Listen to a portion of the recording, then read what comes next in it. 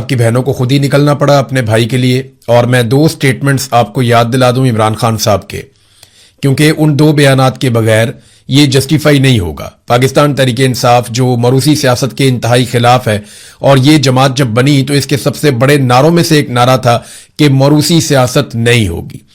तो एक तो ये बात आप जहन में रखें कि जब इमरान खान साहब अपनी पार्टी की आदत से बहुत ज्यादा मायूस हो गए और उन्हें कैद तन्हाई में डाल दिया गया, तो उन्होंने दो मरतबा अपनी बहनों को एक खास पैगाम भेजा तो बार बार, लेकिन दो खास पैगाम हैं।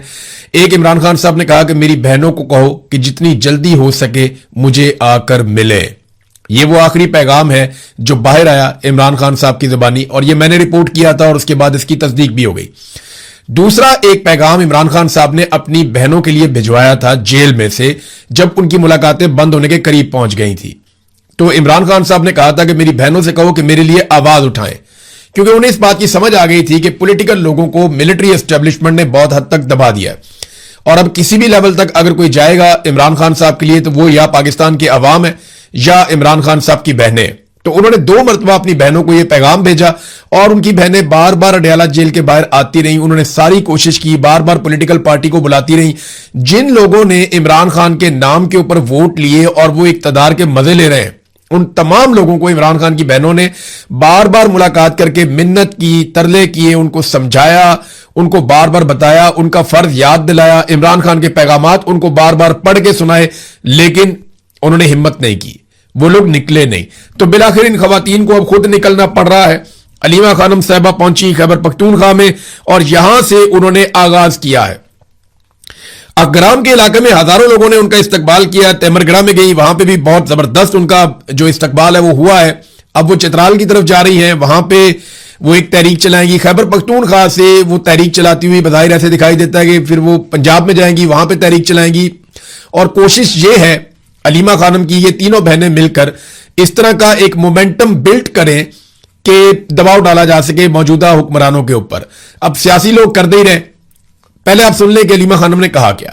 एक तो जो ये मंसूबा बनाया जा रहा था, मैंने आपको पहले बताया था कि पार्टी के अंदर ये सोच पैदा हुई थी और इसके बारे में बार बार बात की गई थी कि बड़े पैमाने पर एहतजाज शुरू किया जाए और एक तहरीक शुरू की जाए, और उसके लिए डेट रखी जाए 5 अगस्त।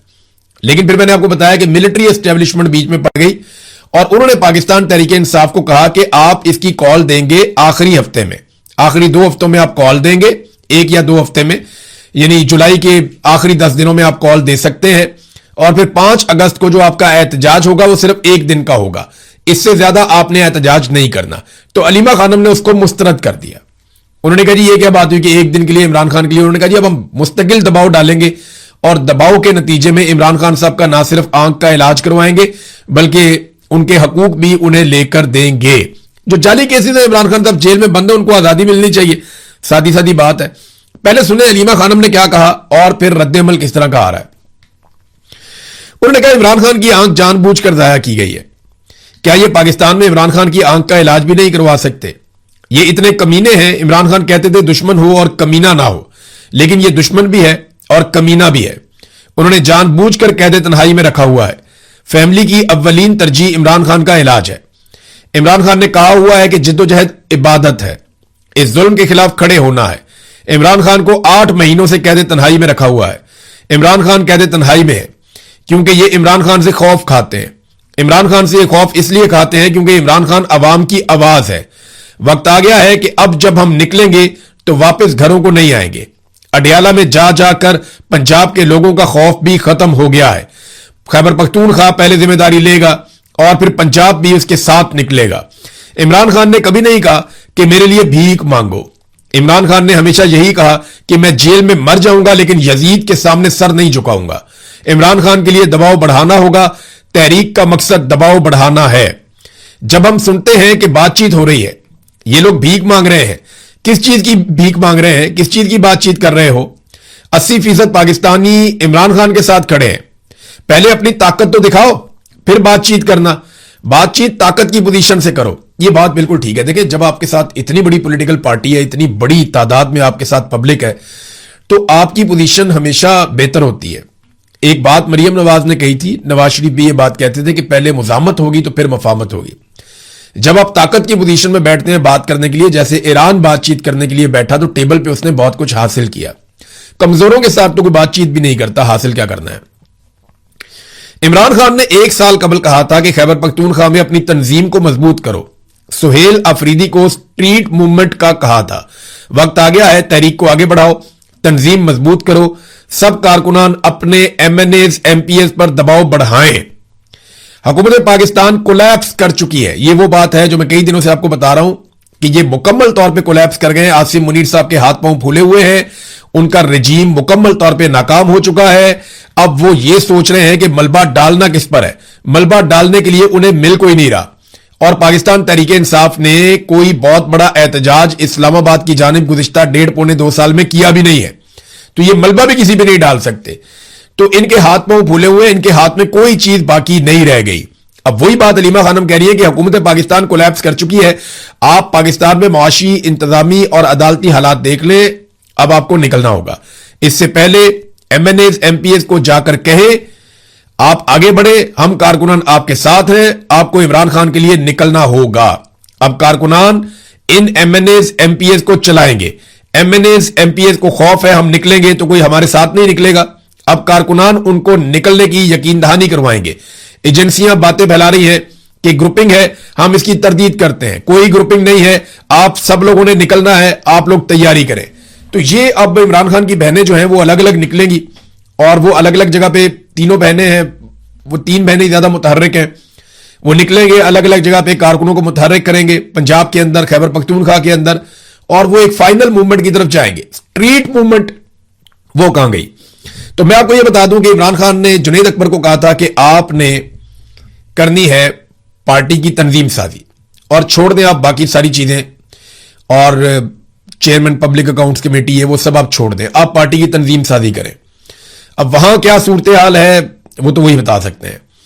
दूसरी जानिब जो स्ट्रीट मूवमेंट है वो मैं आपको बता देता हूं, क्योंकि ग्राउंड पे हमारे बहुत सारे जर्नलिस्ट हैं, वो कहते हैं जी बिल्कुल नहीं हुई, जीरो। जो स्ट्रीट मूवमेंट जिसकी जिम्मेदारी सुहेल अफरीदी को दी गई थी, उसमें सिर्फ उन्होंने एक अनाउंसमेंट किया था कि इमरान खान साहब की रिहाई के लिए नौजवान अपनी मेंबरशिप करवाएं, लेकिन एक मरतबा उन्होंने यह ऐलान किया और उसके बाद वो गायब हो गए। प्रैक्टिकली उन्होंने या उनके साथियों ने इसके लिए कोई कोशिश नहीं की, कोई कैंप्स नहीं लगाए गए, कोई ऐसी जिद्दोजहद नहीं की गई जिसकी बुनियाद पे लोग आते, नौजवान आते, वो आकर इस तहरीक का, इसकी मेंबरशिप लेते और इसके ऊपर कोई हलफनामे होते, कोई इकट्ठे होते। वो एक बहुत बड़ा प्रोजेक्ट हो सकता था जिसमें 10-20 लाख नौजवान इकट्ठे हो जाते, लेकिन उन्होंने इस पर तवज्जो नहीं दी। और उसकी जो सबसे बड़ी वजह है वो पाकिस्तान की मिलिट्री एस्टेब्लिशमेंट ने इसके रस्ते में रोड़े अटकाए थे, क्योंकि फौज, याद रखिएगा, स्टूडेंट से, जो फौजी की आदत है वो स्टूडेंट से और नौजवानों से वाकई बहुत डरती है। उन्हें लगता है कि जब नौजवान अपने हाथों में चीजें ले लेते हैं तो फिर आप ताकत के जरिए से चीजें कंट्रोल नहीं कर सकते। तो नाज़रीन, अब अलीमा खानम पे तनकीद, ये 2 जगह से तनकीद हो रही है। एक तो तनकीद इमरान खान साहब के जो मुखालिफिन हैं, चाहे वो सियासतदान हैं, चाहे वो मीडिया के अंदर लोग हैं, चाहे वो एस्टेब्लिशमेंट के टाउट्स हैं, वो लोग तो तनकीद करेंगे, समझ आती है। देखें, ये तो एक नुसरत भुट्टो ने भी जुल्फिकार दी भुट्टो के लिए आवाज उठाई थी। फिर एक दौर था जब नवाज शरीफ के लिए कलसूम नवाज ने भी आवाज उठाई थी। और अब मायूसी इतनी बढ़ गई है कि पाकिस्तान तहरीक इंसाफ की क़यादत निकलती नहीं है, और वो बहुत परेशान है क्योंकि सामने मिलिट्री एस्टेब्लिशमेंट है, पॉलिटिकल फोर्स नहीं है।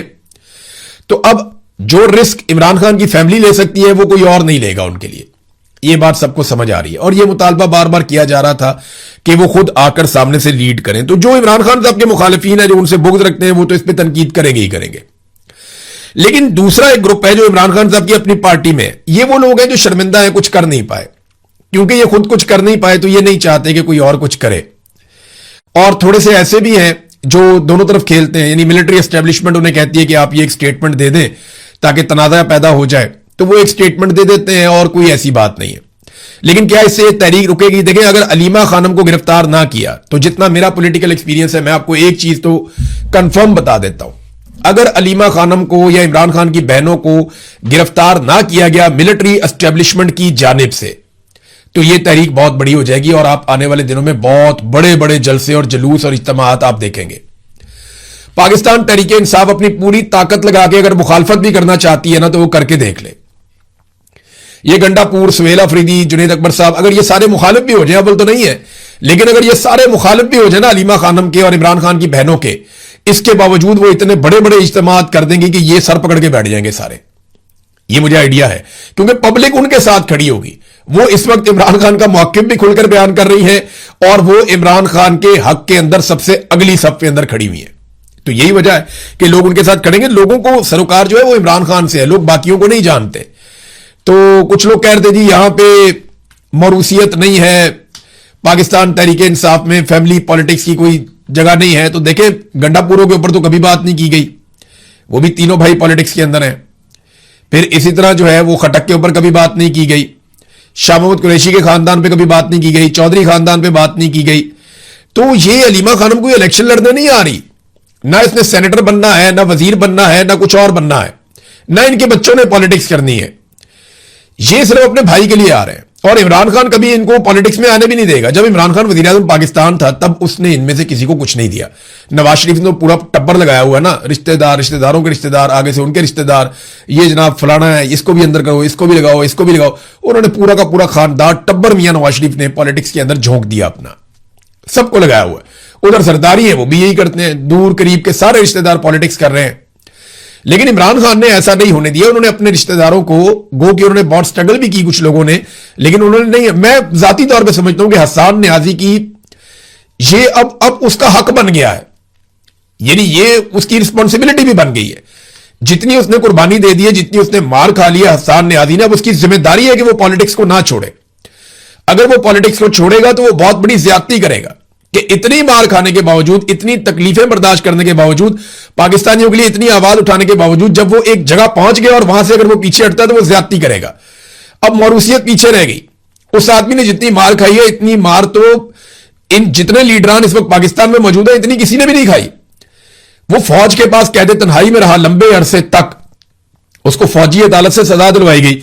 तो अब इस खानदान में कम से कम ये एक आदमी तो ऐसा है जिसका मैं हमेशा हमायत करूंगा अगर वो कभी भी कहेगा कि मैं पॉलिटिक्स में आता हूं। और अगर वो कहेगा कि मैं पॉलिटिक्स में नहीं आता तो मैं उसकी मुखालफत भी करूंगा कि यार इस जैसे लोग अगर पॉलिटिक्स में नहीं आएंगे ना तो फिर पॉलिटिक्स को नुकसान होगा और पाकिस्तान की पॉलिटिक्स आगे नहीं बढ़ेगी।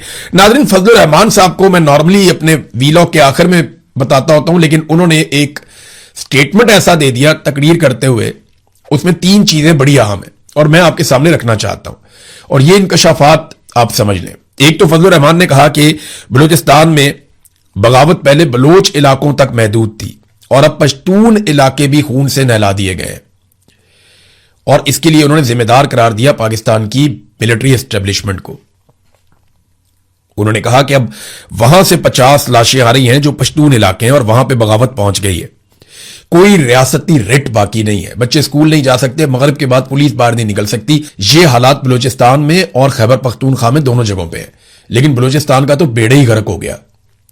फजलुर रहमान साहब ने दूसरा इंकिशाफ किया कि हमें कहा जा रहा है कि हम लश्कर बनाकर निकलें, हथियार उठाकर निकलें। उन्होंने कहा जी हमने तो इनकार कर दिया कि हम हथियार उठाकर नहीं निकलेंगे, आप हमें लड़वा देंगे, फिर आप बीच में से निकल जाते हैं और वो ये कहते हैं कि आप यहां पे हमें कत्लो गारतगिरी की तरफ धकेल रहे हैं।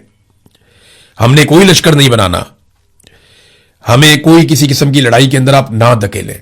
फिर आप हमारे ऊपर एहसान चढ़ाते हैं कि आपके लोग शहीद हो रहे हैं, खून बह रहा है।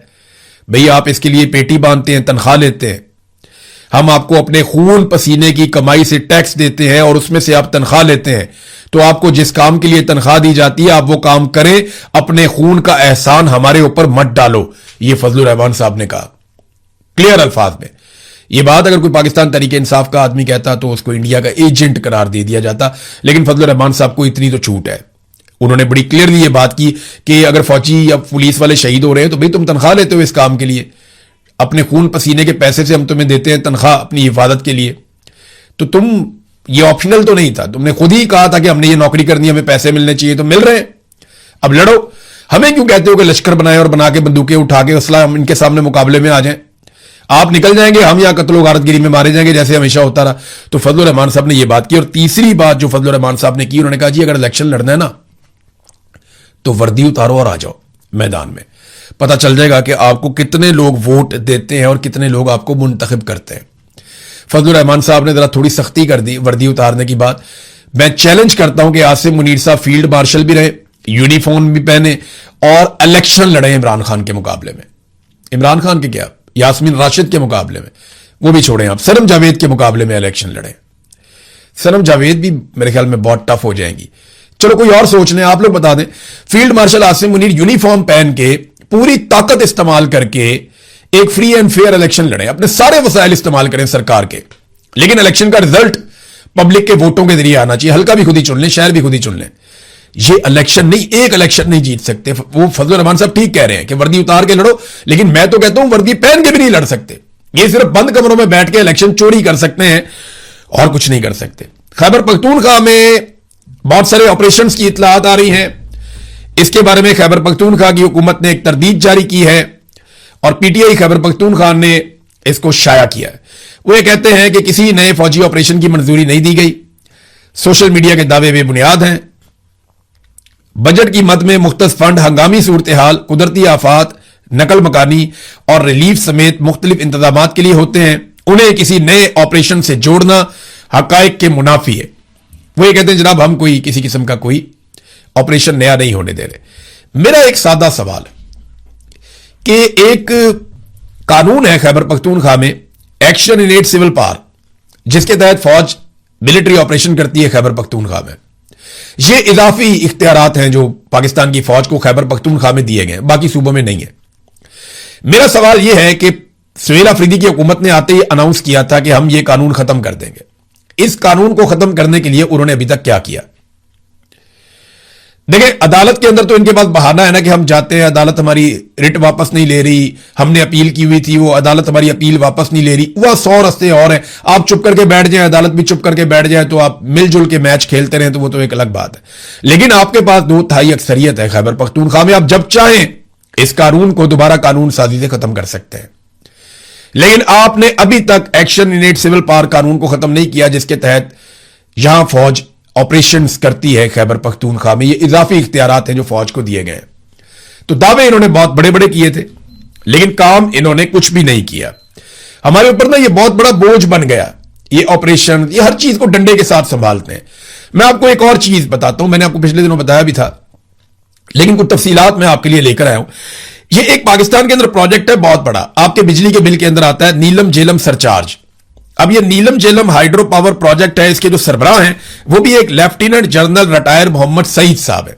कोई इनसे पूछेगा कि इन्होंने अरबों रुपए जाया किए, वो पैसे कहां गए? ऑडिटर जनरल ऑफ पाकिस्तान के मुताबिक 30 अरब रुपए का इन्होंने खसारा कर दिया इसी एक प्रोजेक्ट के अंदर, और पावर हाउस बंद होने से प्रोजेक्ट को 100 अरब के लगभग का नुकसान हुआ।